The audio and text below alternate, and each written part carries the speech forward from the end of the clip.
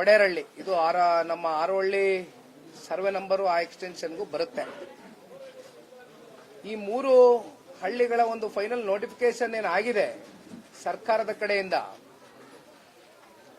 ಇದಕ್ಕೆ ಒಂದಷ್ಟು ಸತ್ಯತೆಯನ್ನ ನಿಮ್ಮ ಮುಂದೆ ಬಿಚ್ಚಿಡಬೇಕು ಅಂತಕ್ಕಂಥ ಹಿನ್ನೆಲೆಯಲ್ಲಿ ಕಳೆದ 1 ದಿನದಿಂದ ನಿರಂತರವಾಗಿ ನಾವು ಮತ್ತೆ ಮಂಜಣ್ಣವರು ಇಬ್ರು ಕೂತ್ಕೊಂಡು ಒಂದಷ್ಟು ಡಾಕ್ಯುಮೆಂಟೇಶನ್ ಸಿದ್ಧಪಡಿಸಿದೀವಿ. ಇದನ್ನ ನಿಮ್ಮ ಮುಂದೆ ರಾಜ್ಯದ ಜನತೆಗೂ ಬಿತ್ತರಿಸಲಿಕ್ಕೆ ತಮ್ಮ ಮೂಲಕ ಬಂದು ನಿಂತಿದ್ದೇವೆ. ಈಗ ಕೆಂಪೇನಪಳ್ಳಿದಲ್ಲಿ ಹೆಚ್ಚು ಕಮ್ಮಿ 384 ಎಕರೆ ಅಷ್ಟು ಫೈನಲ್ ನೋಟಿಫಿಕೇಶನ್ ಜಾರಿಯಾಗಿದೆ, ಹೊರಡಿಸಿದ್ದಾರೆ. ಅದರಲ್ಲಿ ಖರಾಬು 17 ಎಕರೆ ಬರುತ್ತೆ. ಇಲ್ಲಿರ್ತಕ್ಕಂಥ ರೈತರು, ರೈತ ಕುಟುಂಬಗಳು, ಭೂ ಮಾಲೀಕರು ಅಂತ ನಾವೇನ್ ಕರಿತೀವಿ 600 ಜನ ಇರ್ತಕ್ಕಂಥವ್ರು. 600ರಲ್ಲಿ 1 ಎಕರೆಗಿಂತ ಕಮ್ಮಿ ಇರ್ತಕ್ಕಂಥ ಎಕ್ಸ್ಟೆನ್ಷನ್ ಇರ್ತಕ್ಕಂಥ ರೈತರು ಎಷ್ಟು ಜನ ಇದ್ದಾರೆ, 1 ಎಕರೆ ಅಬವ್ ಇರ್ತಕ್ಕಂಥ ರೈತರು ಎಷ್ಟು ಜನ ಇದ್ದಾರೆ ಅನ್ನೋದನ್ನ ಒಂದು ಡಿಫ್ರೆನ್ಸಿಯೇಷನ್ ಮಾಡಿದೀವಿ. 1 ಎಕರೆಗಿಂತ ಒಳಪಟ್ಟಿರ್ತಕ್ಕಂಥವ್ರನ್ನ ಸಣ್ಣ ರೈತರು ಅಂತಕ್ಕಂಥದ್ದನ್ನ ನಾವು ಪರಿಗಣಿಸಬೇಕಾಗ್ತದೆ. 600ರಲ್ಲಿ 504 ಜನ ಸಣ್ಣ ರೈತರುಗಳು ಬರ್ತಾರೆ, 1 ಎಕರೆಗಿಂತ ಕಮ್ಮಿ ಇರ್ತಕ್ಕಂಥ ಭೂ ಮಾಲೀಕರು. ಇನ್ನು 96 ಜನ 1 ಎಕರೆಗಿಂತ ಜಾಸ್ತಿ ಇದ್ದಾರೆ. ತದನಂತರ ಒಡೇರಹಳ್ಳಿ ಭಾಗದಲ್ಲಿ 63 ಎಕರೆ ಆಗಿದೆ ಫೈನಲ್ ನೋಟಿಫಿಕೇಶನ್. ಅಲ್ಲಿ 2 ಎಕರೆ ಖರಾಬು. ಇನ್ನ ಅಲ್ಲಿ 1 ಎಕರೆಗಿಂತ ಕಮ್ಮಿ ಇರ್ತಕ್ಕಂಥ ರೈತರು 79, ಜಾಸ್ತಿ ಇರ್ತಕ್ಕಂಥವ್ರು 1 ಎಕರೆಗಿಂತ 24 ರೈತರು ಬರ್ತಾರೆ. ಇನ್ನ ನಮ್ಮ ಮಂಡಳಹಳ್ಳಿ ಇಲ್ಲಿ 71 ಎಕರೆ ಆಗಿದೆ. ಅದರಲ್ಲಿ 16 ಗುಂಟೆ ಖರಾಬು, ಅದೇನು ಲೆಕ್ಕಕ್ಕೆ ತಗೊಳಕ್ ಬೇಡ ಬಿಡಿ, ಆಯ್ತು. ಅಲ್ಲಿ 31 ಜನ 1 ಎಕರೆಗಿಂತ ಕಮ್ಮಿ ಇರ್ತಕ್ಕಂಥವ್ರು, 1 ಎಕರೆ ಅಭಾವ ಇರ್ತಕ್ಕಂಥವ್ರು 21 ಜನ. ಇದರಲ್ಲಿ ನಾವು ತಿಳ್ಕೋಬೇಕಾಗಿರ್ತಕ್ಕಂಥ ವಿಚಾರ, ಸರಿಸುಮಾರು 81% ರೈತರು ಸಣ್ಣ ರೈತರಾಗಿ ನಾವು ಪರಿಗಣಿಸಬೇಕಾಗ್ತದೆ. ಇದು ಹೋಗ್ತಾ ಹೋಗ್ತಾ ಯಾತಕ್ಕೆ ಇದು ನಿಮಗೆ ಈ ಅಂಕಿ ಅಂಶಗಳನ್ನ ಮುಂದಿಟ್ಟೆ ಅನ್ನೋದ್ರ ಬಗ್ಗೆ ನಾನು ಡೀಟೇಲ್ ಆಗಿ ಎಕ್ಸ್ಪ್ಲನೇಷನ್ ಮಾಡ್ತೀನಿ. ಇದಕ್ಕಿಂತ ಮುಂಚಿತವಾಗಿ ಈಗ ನಿಮ್ಮೆಲ್ರಿಗೂ ಗೊತ್ತಿದೆ, ಬೈರ್ಮಂಗಲ ಮತ್ತೆ ಕೆಂಚಗಾರನಹಳ್ಳಿ ಭಾಗದಲ್ಲಿ ಪ್ರಾರಂಭಿಕವಾಗಿ ನಾ ಮಾತಾಡ್ಬೇಕಾದ್ರೆ ಹೇಳ್ತಾ ಇದ್ದೆ 26 ಹಳ್ಳಿ, ಅದರಲ್ಲಿ 9 ರೆವಿನ್ಯೂ ಗ್ರಾಮಗಳು ಸೇರುತ್ತೆ ಅಂತ ನಿಮಗೂ ಗೊತ್ತಿದೆ. ಹೆಚ್ಚು ಕಮ್ಮಿ 450ಕ್ಕಿಂತ ಹೆಚ್ಚು ದಿನಗಳ ಕಾಲ ತಮ್ಮ ಪಿತ್ರಾರ್ಜಿತ ಆಸ್ತಿಯನ್ನ ಅವರ ತಾತ, ಮುತ್ತಾತ, ಅವ್ರ ತಂದೆ ಕಾಲ, ಇವತ್ತು ಅವ್ರ ಕಾಲದವರೆಗೂ ಪ್ರಾಮಾಣಿಕವಾಗಿ ಬೆವರು ಸುರಿಸಿ ದುಡಿಮೆ ಮಾಡಿರ್ತಕ್ಕಂಥ ತಮ್ಮ ಸ್ವಂತ ಆಸ್ತಿಯನ್ನ ಇವತ್ತು ಸರ್ಕಾರ ವಶಪಡಿಸ್ಕೊಳ್ಳೋದಕ್ಕೋಸ್ಕರ ಸಿದ್ಧರಾಗಿ ಫೈನಲ್ ನೋಟಿಫಿಕೇಶನ್ ಏನು ಜಾರಿ ಮಾಡಿದ್ದಾರೆ 3 ಹಳ್ಳಿಗಳದು. ಇದರ ವಿರುದ್ಧವಾಗಿ ಸಣ್ಣ ವಯಸ್ಸಿನ ಸಣ್ಣ ಪುಟ್ಟ ಬಾಲಕರು ಇಂದ ವಯಸ್ಸಾದಂತ ಹಿರಿಯಕರು 85, 90 ವರ್ಷದ ವಯಸ್ಸಾದಂತ ಹಿರಿಜೀವಿಗಳು ಕೂಡ, ಅದರಲ್ಲೂ ಹೆಣ್ಣು ಮಕ್ಕಳು ಬಹುಸಂಖ್ಯಾತ ಸಂಖ್ಯೆಯಲ್ಲಿ ಬೀದಿಗಿಳಿದು ಹೋರಾಟ ಮಾಡ್ತಾ ಇದ್ದಾರೆ. ಸರ್ಕಾರಕ್ಕೆ ಕಣ್ಣು ಕಾಣ್ತಾ ಇಲ್ಲ, ಕಿವಿನೂ ಕೇಳಿಸ್ತಾ ಇಲ್ಲ. ಒಟ್ಟಾರೆಯಾಗಿ ಇಲ್ಲಿರ್ತಕ್ಕಂಥ ಜನಪ್ರತಿನಿಧಿಗಳು ರೈತರ ಸಂಕಷ್ಟವನ್ನ ಬಂದೇನ್ ಕೇಳಬೇಕಾಗಿತ್ತು, ಅದು ಯಾರು ಕೂಡ ಇಲ್ಲಿ ಕೇಳ್ತಕ್ಕಂಥ ಕೆಲಸ ಮಾಡಿಲ್ಲ. ಇದ್ರ ಮಧ್ಯೆ ನಾವು ಹಲವಾರು ಬಾರಿ ಬಂದು ನಮ್ಮ ಭಾಗದ ರೈತರ ಜೊತೆನಲ್ಲಿ ಇಂಥ ಸಂದಿಗ್ಧ ಪರಿಸ್ಥಿತಿಗೆ ಒಳಗಾಗಿರ್ತಕ್ಕಂಥ ರೈತ ಕುಟುಂಬಗಳ ಜೊತೆ ನಿಲ್ತಕ್ಕಂಥ ಜವಾಬ್ದಾರಿ ನಮ್ಮ ಮೇಲಿದೆ. ಆ ಜವಾಬ್ದಾರಿ ನಾವು ಅರ್ಥಕೊಂಡಿದ್ದೇವೆ. ಹಲವಾರು ಸಂಘಟನೆಗಳು ಕೂಡ ನಿರಂತರವಾಗಿ ಬಂದು ಅವರು ಯಾವ ರೀತಿ ಒಂದು ಆತ್ಮವಿಶ್ವಾಸ ತುಂಬಿಸಬಹುದು ನಮ್ಮ ರೈತರಿಗೆ, ಅವರು ಕೂಡ ಅವ್ರ ಕೆಲಸ ಮಾಡ್ತಾ ಇದ್ದಾರೆ. ಈಗ ಇದ್ರ ಮಧ್ಯೆ ನಮಗೆ ಇರ್ತಕ್ಕಂಥ 1-2-3 ಬಹಳ ಮುಖ್ಯವಾದಂತ ಅಂಶಗಳು. ಈಗ ಇಲ್ಲಿ ಫೈನಲ್ ನೋಟಿಫಿಕೇಶನ್ ಏನು ಹೊರಡಿಸಿದ್ದಾರೆ, ದಯವಿಟ್ಟು ಈ ಮ್ಯಾಪ್ ನ ಒಂದು ಸ್ವಲ್ಪ ಝೂಮ್ ಇನ್ ಮಾಡಿ ನೋಡಬೇಕಾಗ್ತದೆ. ಈಗ ಫೈನಲ್ ನೋಟಿಫಿಕೇಶನ್ ಜಾರಿಯಾಗಿರ್ತಕ್ಕಂಥದ್ದು 499 ಎಕರೆ, ಖರಾಬನ್ನ ಬಿಟ್ಟು 499.2 ಎಕರೆ ಈ 3 ಹಳ್ಳಿಗಳಲ್ಲಿ ಬರ್ತಕ್ಕಂಥ ರೈತರ ಜಮೀನ ವಶಪಡಿಸ್ಕೊಳ್ತಕ್ಕಂಥದಕ್ಕೆ ಫೈನಲ್ ಗೆಜೆಟ್ ನೋಟಿಫಿಕೇಶನ್ ಈಗಾಗಲೇ ಸರ್ಕಾರ ಹೊರಡಿಸ್ಬಿಟ್ಟಿದ್ದಾರೆ. ಇಲ್ಲಿ ನೋಡಿ, ಈ ಮ್ಯಾಪ್ ಅಲ್ಲಿ ನೀವು ನೋಡಿದ್ರೆ ಯಾವುದೇ ಒಂದು ಅಕ್ವಿಸಿಷನ್ ಆಗ್ಬೇಕಾದ್ರೆ ಅಡ್ಜಸೆಂಟ್ ಲ್ಯಾಂಡ್ಗಳನ್ನ ಅಕ್ವಿಸಿಷನ್ ಮಾಡ್ಕೊಂಡು ಹೋಗ್ತಾರೆ. ಅಂದ್ರೆ ಒಂದಕ್ಕೊಂದು ಟಚ್ ಇರ್ತಕ್ಕಂತ ಭೂಮಿಯನ್ನ ಇವರು ಪಾಪ ಬಹಳ ವ್ಯವಸ್ಥಿತವಾಗಿ ಅದು ಯಾರ್ಯಾರು ಇವ್ರಿಗೆ ಒಂದಷ್ಟು ಜನ ಹಿಂದೆ ನಿಂತು ಯಾವ್ಯಾವ ರೀತಿ ಐಡಿಯಾಗಳು ಕೊಟ್ಟರು ನಮ್ಗೆ ಗೊತ್ತಿಲ್ಲ.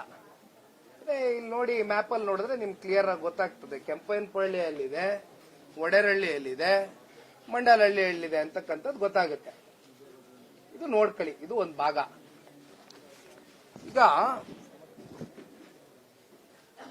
ಇಲ್ಲಿ GBIT ಅಂದ್ರೆ ಗ್ರೇಟರ್ ಬ್ಯಾಂಗ್ಳೂರ್ ಇಂಟಿಗ್ರೇಟೆಡ್ ಟೌನ್ಶಿಪ್ ನ ಸಮಗ್ರವಾಗಿ ನಾವು ಅಭಿವೃದ್ಧಿ ಮಾಡ್ತೀವಿ ಅಂತಕ್ಕಂಥ ಚರ್ಚೆಯನ್ನ ಏನ್ ಮಾಡಿದ್ರು, ಇದು ಸಮಗ್ರ ಅಭಿವೃದ್ಧಿ ಮಾಡತಕ್ಕಂಥ ಪ್ರಕ್ರಿಯೆನ ಇವರು ಯಾವ ರೀತಿ ಹೆಜ್ಜೆಯನ್ನ ಇಟ್ಟು ರಾತ್ರೋರಾತ್ರಿ ತರಾತುರಿಯಲ್ಲಿ ಅತಿ ವೇಗವಾಗಿ ಈ 500 ಎಕರೆ ಎಕ್ಸ್ಟೆಂಟ್ ಇರ್ತಕ್ಕಂಥ ಈ ಒಂದು ಜಮೀನನ್ನ ಇವತ್ತೇನು ವಶಪಡಿಸ್ಕೊಳ್ತಕ್ಕಂಥದಕ್ಕೆ ಸರ್ಕಾರ ಮುಂದಾಗಿದ್ದಾರೆ.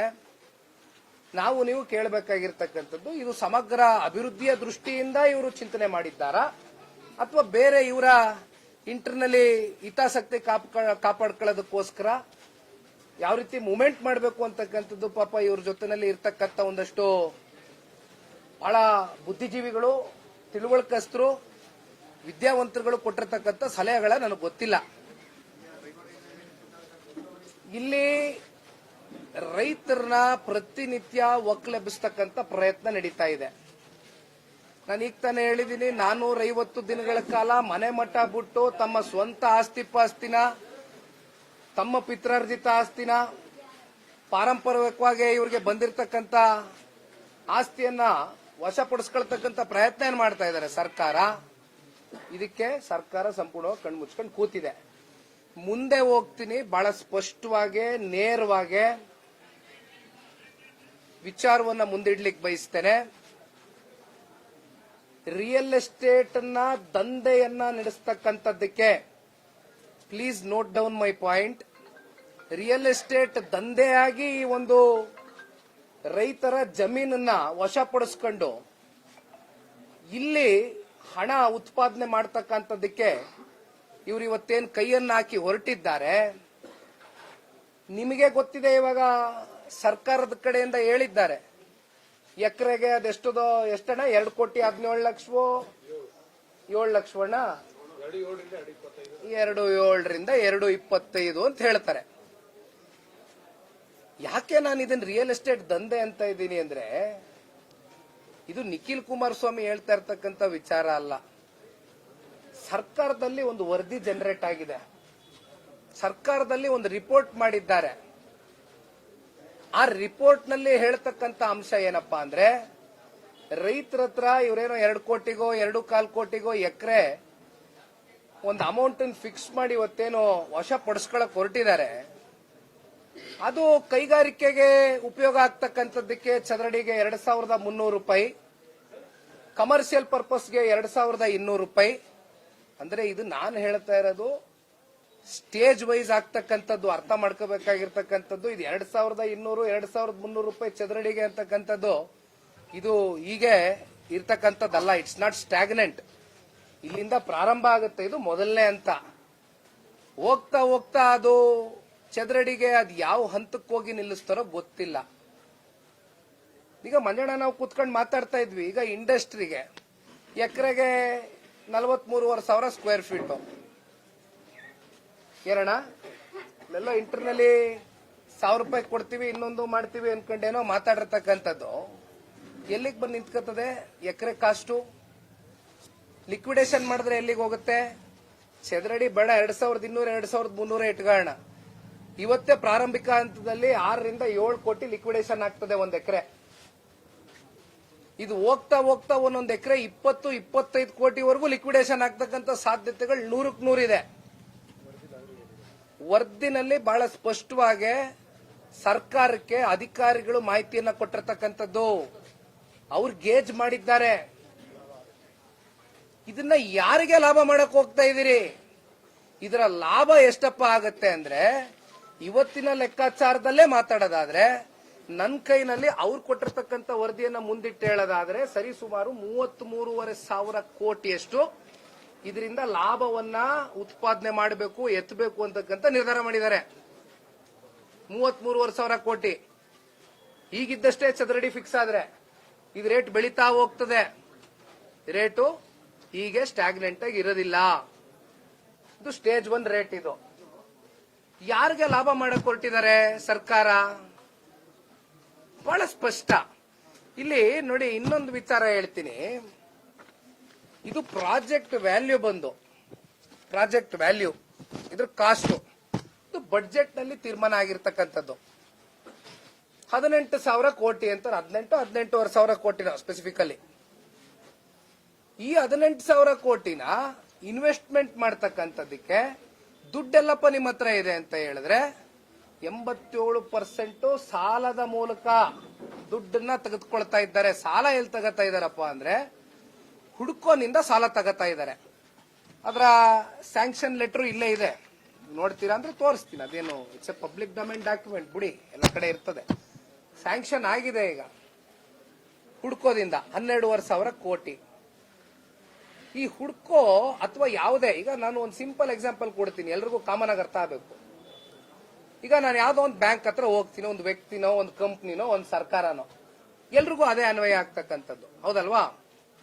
ಈ ಬ್ಯಾಂಕ್ಗೆ ಹೋದಾಗ ಬ್ಯಾಂಕು ನಮಗೆ ಸಾಲ ಕೊಡಬೇಕು ಅಂದಾಗ ಒಂದು ಗ್ಯಾರಂಟಿನೋ ಒಂದು ಶ್ಯೂರಿಟಿನೋ ಅಂತ ಕೇಳುತ್ತೆ ಸ್ವಾಭಾವಿಕವಾಗಿ, ಹೌದಲ್ವೇ? ಆ ಗ್ಯಾರಂಟಿನ ಕೊಡ್ತಕ್ಕಂಥದ್ದಕ್ಕೆ ಹಣಕಾಸಿನ ಇಲಾಖೆ ಒಂದು ವರದಿ ಕೊಡುತ್ತೆ. ಹುಡ್ಕೋ 9,000 ಕೋಟಿ ಗ್ಯಾರಂಟಿ ಕೊಡಬೇಕು ಅಂತ ಹುಡ್ಕೋ ಹೇಳುತ್ತೆ. 12,500 ಕೋಟಿಲಿ ಸರ್ಕಾರದ ಖಜಾನೆಗೆ ನಾವು ಕೈ ಹಾಕಿದ್ರೆ ಇದು ಒಂದು ಕಮರ್ಷಿಯಲ್ ಪರ್ಪಸ್ಗೋಸ್ಕರ ಮಾಡ್ತಾ ಇರ್ತಕ್ಕಂಥದ್ದು. ಇದು ಅಷ್ಟು ಫೀಸಬಲ್ ಅನ್ಸೋದಿಲ್ಲ ನಮಗೆ. ಇದು ಮಾಡೋದ್ರಿಂದ ಸರ್ಕಾರದ ಮೇಲೆ ಮತ್ತಷ್ಟು ಹೊರೆ ಜಾಸ್ತಿ ಆಗುತ್ತೆ ಅಂತಕ್ಕಂಥದ್ದು ಹಣಕಾಸು ಇಲಾಖೆಯ ಅಧಿಕಾರಿಗಳು ಹೇಳ್ತಾರೆ. ಇಲ್ಲೆಲ್ಲ ಓದ್ತಾ ಹೋಗ್ತೀನಿ ಬೇಕಾದ್ರೆ ನಿಮಗೆ. ಹಣಕಾಸಿನ ಇಲಾಖೆಯ ಅಧಿಕಾರಿಗಳು 9,000 ಕೋಟಿ ಗ್ಯಾರಂಟಿ ಸರ್ಕಾರ ಕೊಡೋದಕ್ಕಾಗೋದಿಲ್ಲ ಅಂತ ಹೇಳಿದ್ರು ಕೂಡ ಇದನ್ನ ಗಾಳಿಗೆ ತೂರಿ ಮಾನ್ಯ ಹಿಂದಿನ ಗೌರವಾನ್ವಿತ ಮುಖ್ಯಮಂತ್ರಿಗಳು ಕ್ಯಾಬಿನೆಟ್ ನಲ್ಲಿ ಇದಕ್ಕೆ ಅನುಮೋದನೆಯನ್ನ ಕೊಡಿಸ್ತಾರೆ. 9,000 ಕೋಟಿ ಸರ್ಕಾರದ ಕಡೆಯಿಂದ ಗ್ಯಾರಂಟಿ. ಇನ್ ಮಿಕ್ಕಂತ ಗ್ಯಾರಂಟಿ ಬರ್ಬೇಕಲ್ಲ. ಇಲ್ಲೇನೋ ಸರ್ಕಾರ 9,000 ಕೋಟಿ ಗ್ಯಾರಂಟಿ ಕೊಡ್ತು. ಮಿಕ್ಕಿದ ಗ್ಯಾರಂಟಿ ಎಲ್ಲಪ್ಪ ಬಂದಿದೆ ಅಂದ್ರೆ BMRDA ಇಂದ 3,650 ಕೋಟಿ ರೂಪಾಯಿ ಅಷ್ಟು BMRDA ಇಂದ. ಅಂದ್ರೆ BMRDA ಅಂಡರ್ ಬರ್ತಕ್ಕಂಥದ್ದು ಬೆಂಗಳೂರು ನಗರದಲ್ಲಿ ಇರ್ತಕ್ಕಂಥ ಸಿವಿಕ್ ಕಮ್ಯುನಿಟೀಸ್ ಅಂತ ನಾವೇನ್ ಕರಿತೀವಿ. CS ಸೈಟ್ಗಳಿರ್ಬೋದು, ಒಂದು ಆಟದ ಮೈದಾನ ಇರ್ಬೋದು, ಒಂದು ಪಾರ್ಕ್ ಇರ್ಬೋದು. ಇದನ್ನೆಲ್ಲವನ್ನು ಕೂಡ ಹುಡ್ಕೋ ಒಂದು ಮತ್ತೊಂದು ಕ್ಲಾಸ್ ಹಾಕಿದ್ದಾರೆ. ಏನಪ್ಪಾ ಅಂದ್ರೆ BMRDಯಲ್ಲಿ ಬರ್ತಕ್ಕಂಥ ಸಾರ್ವಜನಿಕರ ಆಸ್ತಿ ಪಾಸ್ತಿ ಇವತ್ತೇನು ಇವರು ಗ್ಯಾರಂಟಿಗೋಸ್ಕರ ಕೊಟ್ಬಿಟ್ಟಿದ್ದಾರೆ ಹುಡ್ಕೋಗೆ. ಇದನ್ನ ನೀವು ಮಾರಾಟನೂ ಮಾಡಕ್ಕಾಗೋದಿಲ್ಲ, ಲೀಸ್ಗೂ ಕೊಡಕ್ಕಾಗೋದಿಲ್ಲ. ಇದೇನೇ ಮಾಡಬೇಕು ಅಂದ್ರೂ ಕೂಡ NOC ಯನ್ನ ಪಡ್ಕೊಳ್ಬೇಕಾಗ್ತದೆ ಹುಡ್ಕೋ ಇಂದ BMRDA. ಸಾಲ ತೀರ್ಸಿದ್ಮೇಲೆ NOC ಕೊಡೋದು ಬ್ಯಾಂಕು. ನನಗಾಗ್ಲಿ, ಒಬ್ಬ ವ್ಯಕ್ತಿಗಾಗ್ಲಿ, ಒಂದು ಕಂಪನಿಗಾಗ್ಲಿ, ಒಂದು ಸರ್ಕಾರಕ್ಕಾಗ್ಲಿ. ನಾನು ಕೇಳುವಂತದ್ದು ಸರ್ಕಾರಕ್ಕೆ, ಅಲ್ಲಪ್ಪ ನೀವು ಇಲ್ಲಿ 33,000 ಕೋಟಿ ಲಾಭ ಮಾಡೋದಕ್ಕೆ ಮುಂದಿದು 33 ಹೋಗಿ 1,00,000 ಕೋಟಿ ಲಾಭ ಮಾಡ್ತಿರೋ ದೇವರೇ ಬಲ್ಲ, ನಮ್ಗೆ ಗೊತ್ತಿಲ್ಲ. ನಿಮ್ಮ ಲಾಭದ, ನಿಮ್ಮ ಒಳಗಡೆ ಲೆಕ್ಕಾಚಾರದ ಹಿತದೃಷ್ಟಿಯಿಂದ BMRDA ಒಳಪಟ್ಟಿರ್ತಕ್ಕಂಥದ್ದು ಬೆಂಗಳೂರು ನಗರದ ಸಾರ್ವಜನಿಕರ ಆಸ್ತಿ ಪಾಸ್ತಿಯನ್ನ ನೀವೇನಾದ್ರು ನಾಗರಿಕರಿಗೆ ಕೇಳಿದ್ರ? ಟ್ಯಾಕ್ಸ್ ಕಟ್ತಕ್ಕಂಥ ನಮ್ಮ ಬೆಂಗಳೂರಿನ ನಾಗರಿಕರಿಗೆ ನಾವು ಇದನ್ನ ಹಣ ಇಡ್ಲಿಕ್ಕೆ ಹೋಗ್ತಾ ಇದೀವಿ, BMRDA ಒಂದು ಆಸ್ತಿ ಪಾಸ್ತಿನ, ನಿಮ್ ಸಹಮತ ಇದೆಯಾ ಅಂತಕ್ಕಂಥದ್ದು ಏನಾದ್ರೂ ಸರ್ಕಾರ ಕೇಳಿದ್ರ? ಬೆಂಗಳೂರಿನ ಜನತೆಗೆ ಗೊತ್ತೇ ಇಲ್ಲ. ಹಣ ಇಟ್ರಿ. ಇನ್ನ ಅಲ್ಲೆಲ್ಲೋ BDA ನಲ್ಲಿ 2,000 ಕೋಟಿ ಈಕ್ವಿಟಿ. ಅದೇ ಈಕ್ವಿಟಿನ ಏನಾದ್ರು ನಮ್ ರೈತರು ಕೊಡ್ರಪ್ಪ. ರೈತರಿಗೆ ಏನಾರು ಈಕ್ವಿಟಿ ಸೈನ್ ಮಾಡಿಸಿದೀರಾ? BDA ಇಂದ 2,000 ಕೋಟಿ ಈಕ್ವಿಟಿ, BMRDA ಇಂದ 3,650 ಕೋಟಿ ರೂಪಾಯಿ ಹಣ ಇಟ್ಟವ್ರೆ ಗ್ಯಾರಂಟಿ. ಈ NOC ಬರೋವರೆಗೂ ಅದು ಮಾರಂಗೂ ಇಲ್ಲ, ಲೀಸ್ಗೂ ಕೊಡಂಗಿಲ್ಲ. ಹೆಚ್ಚು ಕಮ್ಮಿ 87% ಸಾಲ, 87%. ಯಾರನ್ನ ಕೇಳಿ ತಗೊಂಡ್ರಿ? ಯಾರು ಉದ್ಧಾರಕ್ಕೋಸ್ಕರ ಮಾಡ್ತಿದ್ದೀರಿ? ಹಣಕಾಸು ಇಲಾಖೆ ಇಲ್ಲಿ ನೋಡಿ, ನೀವು ಸಾಧ್ಯ ಆದ್ರೆ ಒಂದ್ 2-3 ವಿಚಾರ ಪ್ಯಾರಾಗ್ರಾಫ್ ಓದ್ತೀನಿ ನಾನು, ಇಂಗ್ಲಿಷ್ ಅಲ್ಲಿ ಮೆನ್ಷನ್ ಆಗಿದೆ, ದಯವಿಟ್ಟು ತಾವು ರಾಜ್ಯದ ಜನಕ್ಕೆ ಗೊತ್ತಾಗಬೇಕು. ನೋಡಿ, government guarantee point number 3 mention ಆಗಿದೆ, the project is purely a commercial endeavour, ಅಂದ್ರೆ ಕಮರ್ಷಿಯಲ್ ಪರ್ಪಸ್ ಮಾಡ್ತಾ ಇರ್ತಕ್ಕಂಥ ಪ್ರಾಜೆಕ್ಟ್ ಇದು. ನೀವು ಈ ಅಕ್ವಿಸಿಷನ್ಗಳು ಯಾತಕ್ಕೋಸ್ಕರ ಮಾಡ್ತೀವಿ? ಸರ್ಕಾರ ಯಾಕೆ ಮಾಡ್ತಾರೆ ಅಕ್ವಿಸಿಷನ್? ಏನ್ ಇಲ್ಲಿ ಯಾವ್ದೋ ಇರಿಗೇಷನ್ ಪ್ರಾಜೆಕ್ಟ್ ತಗೊಂಡ್ಬರೋದಕ್ಕೆ ಮಾಡ್ತಾ ಇದ್ದೀರಾ, ಅಥವಾ ಇಲ್ಲಿ ಯಾವ್ದೋ ಹೈವೇದಕ್ಕೋಸ್ಕರ ಮಾಡ್ತಾ ಇದ್ದೀರಾ? ಒಟ್ಟಿನಲ್ಲಿ ಸಾರ್ವಜನಿಕರ ಹಿತಾಸಕ್ತಿಗೆ ನೀವು ಅಕ್ವಿಸಿಷನ್ ಮಾಡ್ತಕ್ಕಂಥದ್ದು. ಹಿಂದಿನಿಂದ ಕೂಡ ಇದು ನಡ್ಕೊಂಡ್ ಬಂದಿರತಕ್ಕಂಥ ಪ್ರಕ್ರಿಯೆಗಳು. ನೀವು ಮಾಡ್ತಾ ಇರೋದು ಯಾಕೆ? ಕಮರ್ಷಿಯಲ್ ಎಂಡಿವಿಯರ್, ಕಮರ್ಷಿಯಲ್ ಪರ್ಪಸ್ಗೋಸ್ಕರ ಮಾಡ್ತಿದ್ದೀರಿ. And hence must be structured as A self sustaining model without placing contingent liabilities on the States balance sheet. ಅಂದ್ರೆ ನಮ್ಮ ರಾಜ್ಯದ ಎಕ್ಸ್ಚೆಕ್ಕರ್ ಮೇಲೆ, ಸ್ಟೇಟ್ ನ ಎಕ್ಸ್ಚೆಕ್ಕರ್ ಮೇಲೆ ಯಾವುದೇ ರೀತಿ ಹೊರೆ ಬೀಳ್ತಕ್ಕಂಥದ್ದಕ್ಕೆ ನಮ್ಮ ಸಹಮತ ಇಲ್ಲ ಅನ್ನೋದನ್ನ ಇದು ಫೈನಾನ್ಸ್ ಡಿಪಾರ್ಟ್ಮೆಂಟ್ ಮಾಡಿರ್ತಕ್ಕಂಥ ವರದಿ, ನಾವು ಹೇಳ್ತಾ ಇರ್ತಕ್ಕಂಥ ವಿಚಾರ ಅಲ್ಲ. It is a pertinent to note that the government of Karnataka does not fund agencies like BDA or KIDB for the execution of commercial projects. Such projects must stand on their own merit and be self-sustaining. ನಿಮ್ಮ ಹಣೆ ಬರಕ್ ಬಿಟ್ಟಿದ್ದು. Instead of government guarantee, the land being acquired can be pledged to lending agencies as per practice in private real estate developments. ಆಯ್ತಲ್ಲಣ್ಣ, ಇಲ್ಲಿ ಇನ್ನೊಂದು ವಿಚಾರ ನಿಮ್ಗೆ ಹೇಳ್ಬಿಡ್ತೀನಿ ನೋಡಿ, ಬಹಳ ಮುಖ್ಯವಾದಂತ ಅಂಶ. ದಯಮಾಡಿ ನಮ್ಮ ರೈತರು ಇದನ್ನ ಬಹಳ ಗಂಭೀರವಾಗಿ ನೀವು ಪರಿಗಣಿಸಬೇಕು. ಹಂತವಾಗಿ ಡೆವಲಪ್ಮೆಂಟ್ ಆಗಬೇಕು. ಯಾವುದೇ ಒಂದು ಅಭಿವೃದ್ಧಿ ಆದಾಗ ಹಂತವಾಗಿ ಫೇಸ್ ವೈಸ್ ಇಂಪ್ಲಿಮೆಂಟೇಷನ್ ಮಾಡ್ಕೊಂಡು ಹೋಗ್ಬೇಕಾಗಿರ್ತಕ್ಕಂಥದ್ದು ಸಾಮಾನ್ಯ ಪ್ರಕ್ರಿಯೆ. ಇದನ್ನು ಕೂಡ ಫೈನಾನ್ಸ್ ಡಿಪಾರ್ಟ್ಮೆಂಟ್ ಹೇಳ್ತಾರೆ. ನೋಡಿ, ಒಂದು ಸಣ್ಣ ಉದಾಹರಣೆ ಕೊಡ್ತೀನಿ.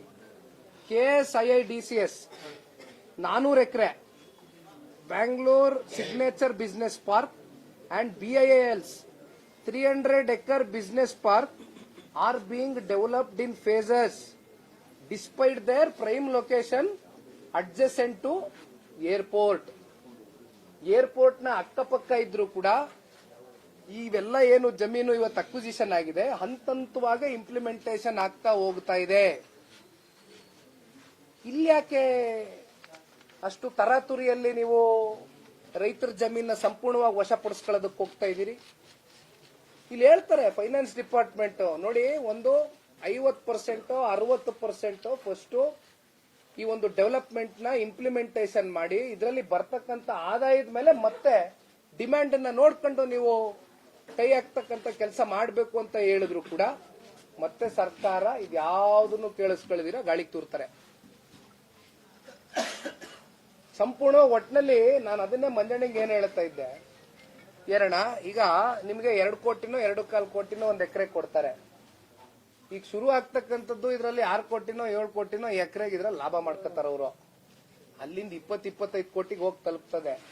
ಏನಾದ್ರೂ ಇದು ಪ್ರಾಸೆಸ್ ಹೋಗ್ತಾ ಹೋಗ್ತಾ ನಿಮ್ ಕಿವಿಗೆ ಬೀಳ್ತದೆ, ಏನಪ್ಪ ಸರ್ಕಾರ ಇಷ್ಟು ಲಾಭ ಮಾಡ್ತಾವ್ರಲ್ಲ, ಇಲ್ಲಿರ್ತಕ್ಕಂಥ ಯಾವ್ದೋ ರಿಯಲ್ ಎಸ್ಟೇಟು ಅದೆಂತದೋ ಯಾವ ಕೊಡ್ತಾರ ದೇವ್ರಿಗೆ ಗೊತ್ತು, ಪ್ರೈವೇಟ್ ಏಜೆನ್ಸಿ ಬಂದು ಇಷ್ಟು ದುಡ್ಡು ಮಾಡ್ತಾವ್ರಲ್ಲ ಅಂತ ನಿಮಗ್ ಗೊತ್ತಾದಾಗ ನೀವು ಪ್ರಶ್ನೆ ಮಾಡ್ತೀರಾ ಇಲ್ವಾ? ಅದಕ್ಕೆ ಒಂದೇ ಸಲಿ ಈಗ 500 ಎಕರೆ ಆಯ್ತು, ಮಂಜಣ್ಣ ಹೇಳ್ದಂಗೆ 9600 ಎಕರೆಯನ್ನ ಒಂದೇ ಸಲಿ ವಶಪಡಿಸ್ಕೋಬೇಕು, ಒಂದೇ ಸಲಿ ಇಂಪ್ಲಿಮೆಂಟ್ ಮಾಡ್ತಾರಂತೆ. ದುಡ್ಡೆಲ್ಲಪ್ಪ ಅಂದ್ರೆ 87% ಸಾಲ, ದುಡ್ಡೇ ಇಲ್ಲ. ಇದರ ಅವಶ್ಯಕತೆ ಇದೆಯಾ?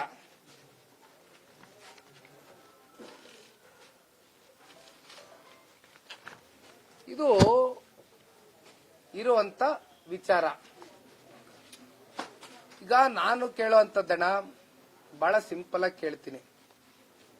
ಈಗ ಮಾನ್ಯ ಮುಖ್ಯಮಂತ್ರಿಗಳು ಇತ್ತೀಚೆಗಷ್ಟೇ ಉಪಮುಖ್ಯಮಂತ್ರಿಗಳಿಂದ ಮುಖ್ಯಮಂತ್ರಿಗಳಾಗಿದ್ದಾರೆ.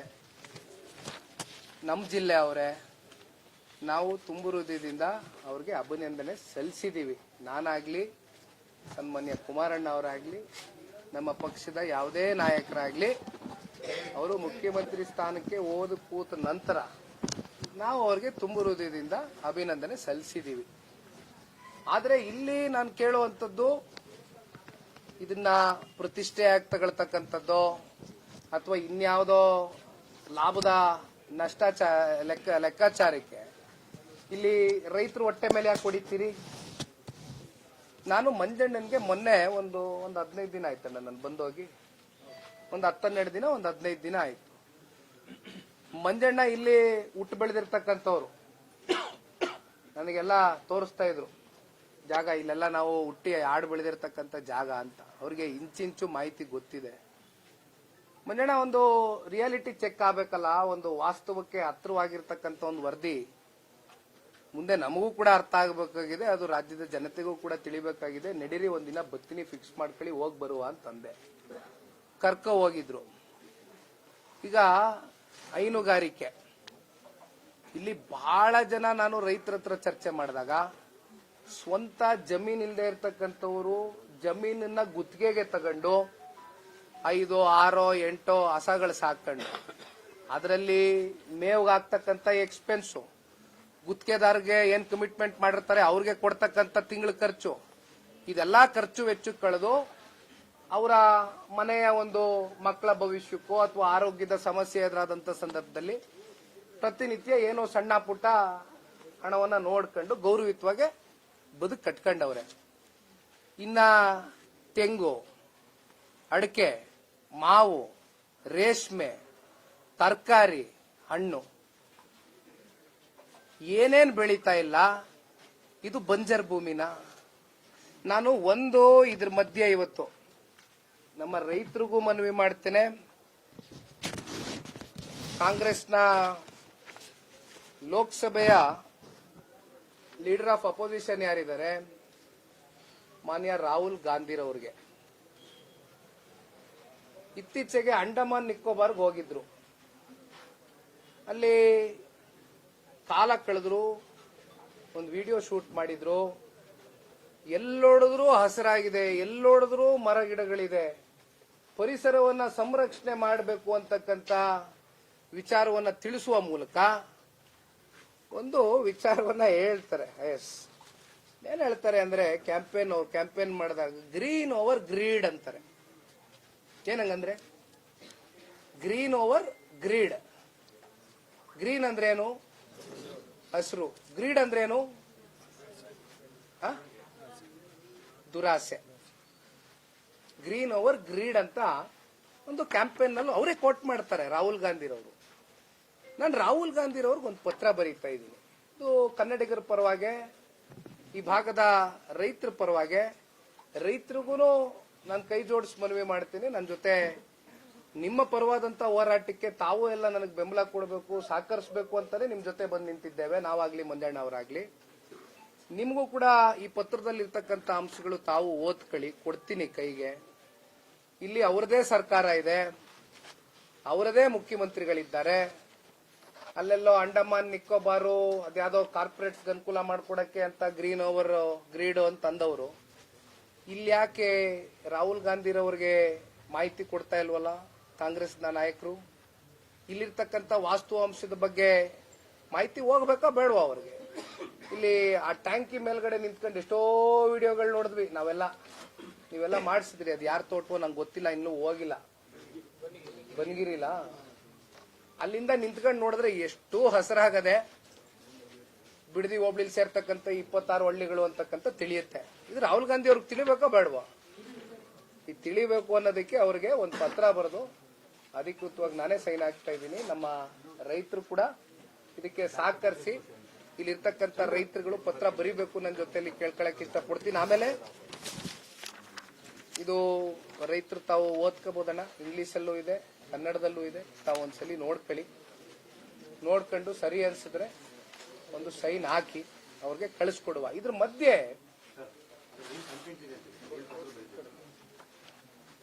ನೋಡಿ ಅಣ್ಣ,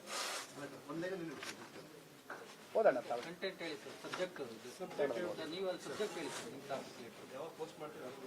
ಇವತ್ತೇ ಮಾಡ್ತೀನಿ. ಬಿಡಿದಿಯ ಬಡ ರೈತನಾದ ನಾನು ಈ ಅಲ್ಲ ಸರ್, ರಾಹುಲ್ ಗಾಂಧಿ ಅವರಿಗೆ ತಾವು ಏನನ್ನು ಸೂಚಿಸ್ತಾ ಇದ್ದೀರಾ ಅನ್ನೋ ಒಂದು ಲೈನ್. ಅದೇ ಸಬ್ಜೆಕ್ಟ್ ಹೇಳ್ಬೋದು. ಹಣ ಸಬ್ಜೆಕ್ಟ್ ವೆರಿ ಕ್ಲಿಯರ್. ಅವರದೇ ಸರ್ಕಾರ ಇದೆ, ಸಂಪೂರ್ಣ ಬಹುಮತದ ಸರ್ಕಾರ. ಅವರದೇ ಖಾಸ ವ್ಯಕ್ತಿನ ಇತ್ತೀಚೆಗೆ ಮುಖ್ಯಮಂತ್ರಿ ಮಾಡ್ಕೊಂಡಿದ್ದಾರೆ. ಅಂಡಮಾನ್ ನಿಕೋಬಾರ್ ಅಲ್ಲಿ ಇವರೇ ಪರಿಸರ ಸಂರಕ್ಷಣೆ ಮಾಡ್ತೀನಿ ಅಂತ ಹೇಳಿದವರು ಇಲ್ಲಿ ಯಾಕೆ ಬಿಡದಿನಲ್ಲಿ ಇರ್ತಕ್ಕಂಥ ವಾಸ್ತವಾಂಶದ ಅವ್ರಿಗೆ ಕೊರತೆ ಇದೆಯಾ, ಮಾಹಿತಿ ಕೊರತೆ ಇದೆಯಾ, ಅಥವಾ ಕೊರತೆ ಇದ್ದಂತ ಸಂದರ್ಭದಲ್ಲಿ ನಾವಾದ್ರೂ ಇವತ್ತು ತಿಳಿಸಬೇಕಾದಂತ ಜವಾಬ್ದಾರಿ ನಮ್ಮ ಮೇಲಿದೆ, ಅದನ್ನ ತಿಳಿಸ್ಲಿಕ್ಕೆ ಬಯಸ್ತಾ ಇದೀವಿ. ಇಷ್ಟೇ, ವೆರಿ ಸಿಂಪಲ್, ಬೇರೆ ಏನಿಲ್ಲ. ಇದ್ರ ಮಧ್ಯೆ ಮಾನ್ಯ ಮುಖ್ಯಮಂತ್ರಿಗಳು ಏನ್ ಮಂಜಣ್ಣ ಕನಕ್ಪುರಕ್ಕೆ ಹೋಗಿದ್ರು.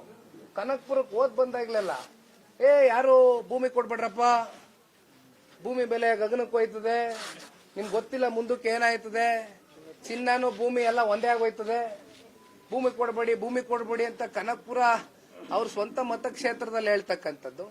ಇಲ್ಲಿ ಯಾಕೆ ಮಲ್ತಾ ಇದ್ದವ್ರನೆ? ಇಲ್ಲಿ ಆರವಳ್ಳಿಯವ್ರು ಏನ್ ಮಾಡವ್ರೆ, ಬಿಡದಿಯವ್ರು ಏನ್ ಮಾಡವ್ರೆ, ರಾಮನಗರದವ್ರ ಅನ್ಯಾಯ ಏನ್ ಮಾಡವ್ರೆ, ಮಾಗಡಿಯವ್ರ ಅನ್ಯಾಯ ಏನ್ ಮಾಡವ್ರೆ? ಇಲ್ಲಿ ಯಾಕೆ ಮಲತಾ ಇದ್ದವ್ರನೆ? ಇಲ್ಲೂ ಅದೇ ರೈತರಲ್ವಾ ಇರೋದು, ಅವರು ಇದೇ ಜಿಲ್ಲೆಯವರಲ್ವಾ? ಬೇರೆ ನಾನು ರಾಜಕೀಯವಾಗಿ ಇನ್ನೇನು ಮಾತಾಡಲ್ಲ ಇವತ್ತು ನಾನು. ಯಾಕೆಂದ್ರೆ ಈಗ ಅವ್ರು ನೂತನವಾಗಿ ಮುಖ್ಯಮಂತ್ರಿ ಆಗಿದ್ದಾರೆ, ಅವ್ರಿಗೆ ಸಮಯ ಕೊಡ್ಬೇಕು, ನಾವು ಕೊಡೋಣ.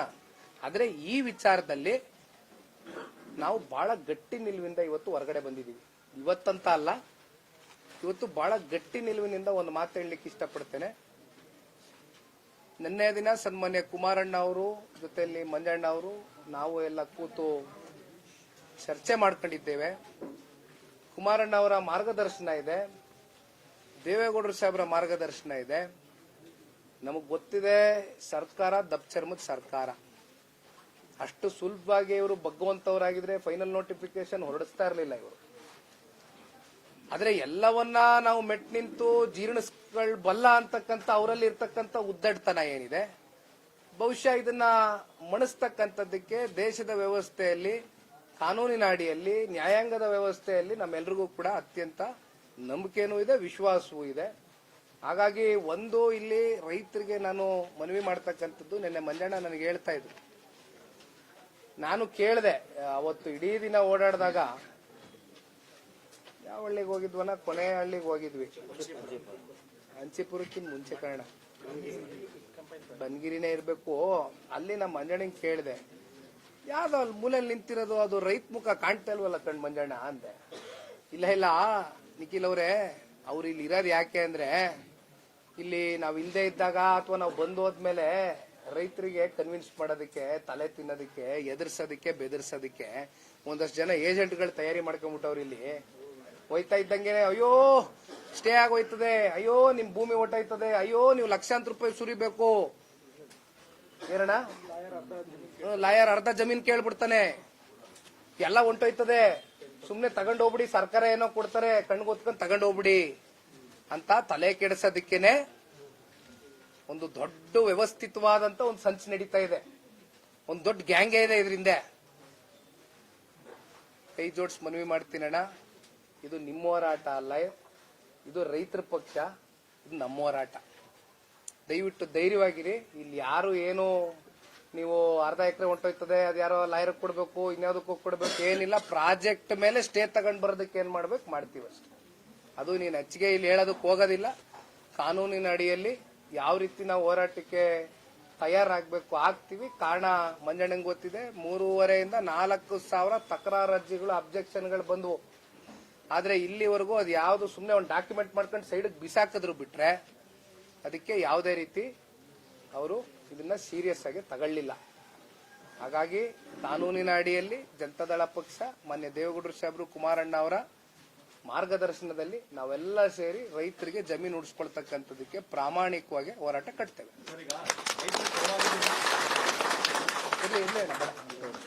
ರೈತರ ಪರವಾಗಿ ಕೆಲ ವಿಚಾರಗಳು ತಿಳಿಸಿದ್ರಿ ಸರ್. ಸರ್ಕಾರ, ಸಿಎಂ ಮತ್ತೆ ಇಲ್ಲಿನ ಸ್ಥಳೀಯ ಶಾಸಕರು ನೇರವಾಗಿ ಕುಮಾರಸ್ವಾಮಿ ಅವರ ಮೇಲೆ ಬೊಟ್ಟು ಮಾಡ್ತಾ ಹೋಗ್ತಿದ್ದಾರೆ ಸರ್.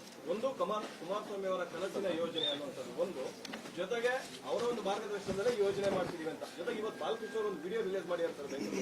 ಹಿಂದೆ ಅವರು ಮಾತಾಡಿರುವಂತದ್ದು ಬರೀ ತೋಟದ ಮೇಲೆ ಕುತ್ಕೊಂಡು 40% ವಿಚಾರವಾಗಿ ಮಾತಾಡಿರುವಂತ ವಿಡಿಯೋ ಕೂಡ ಮಾಡಿದ್ದಾರೆ. ಜೊತೆಗೆ ಚಾಮುಂಡೇಶ್ವರಿ ಮೇಲೆ ಆಟ ಮಾಡೋದು ಕೂಡ ಒಂದು ಸವಾಲು ಹಾಕಿದ್ದಾರೆ ಸರ್. ಬರಲಿ ಅನ್ನೋ